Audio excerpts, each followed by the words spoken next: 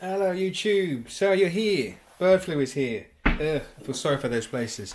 That's why we should start rearranging. If you're going to buy eggs, don't buy from these battery places because that breeds flipping disease and stuff like that, and they're just full of antibiotics and they might not work after a while and so on. So, we're here now and I'm here to discuss what I use for my chickens. And I'm new to this, but I knew this beforehand. I knew it was very good for animals and stuff and so on. So, what you do, this is the first ingredient, it's apple cider vinegar. And what you do, you put like a nice little sploosh in their water, and the ducks as well, both birds. I think all animals can benefit from it. It's good for us too. So if you want to look at, find out more information, check the link in the description. And check the link in the description. Read the description, and there's no link in there. And yeah, you can put a sploosh in their water, and just their drinking water. Not everybody got no do ducks like ponds and stuff. Don't pour it in their water because it might irritate their eyes and so on. So just put it in their drinking water. But there's another one now, which I'm not saying this will rid them of the disease if bird flu were to get them, but at the same time it will give them a strong immune system. This helps with the respiratory kind of system and stuff, so that's why it's recommended. So let's go and have a look at, let's go outside and have a look at my other ingredient for the chickens and the ducks. So I'm sure you might have read, and if you have birds you understand that you have to separate your birds and so on. So chickens on this side, ducks on that side. Good for the ducks because they don't get bullied by their cock.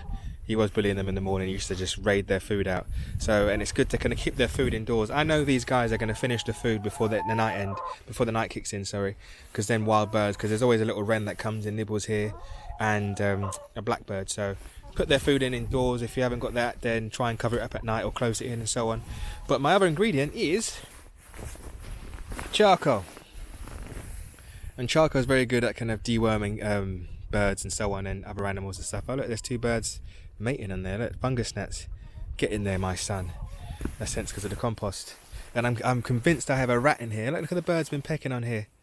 I think there was a rat in the compost heap beforehand. I had a loaf of bread here and it just looked like someone had just taken a whole massive chunk out. So yeah, hello girls, you alright? So what the chickens will do, they will peck at this charcoal here, and it's good. And what another thing it does, it helps lessen the ammonia in their poo. So it's good for them. So what I've done as well, sorry girls, excuse me, sorry, is in their beds I've chucked it, because I've got a deep litter system here, so I've chucked a lot of biochar in there. Well, so charcoal biochar is not inoculated yet, but once it's finished it will be biochar. If you want to learn about biochar, tip the top right of the screen. Easy to make, very good for the garden, saves you on all your kind of bags of kind of compost and all sorts and stuff. But it's in there, and I've chucked it on this side too. Let's see, the ducks got it there too. I like these guys. They're wild. They're more inquisitive. They try everything. They don't hold back. Look at this one. It's just going deep down and digging and stuff. These girls, they're alright, but they're getting it slowly but surely. I think when I lessen their food, they should start bringing out their instincts and stuff and start scratching a bit more, because they do scratch, but not as much as you'd want. Check if they're all there. Where's the cock?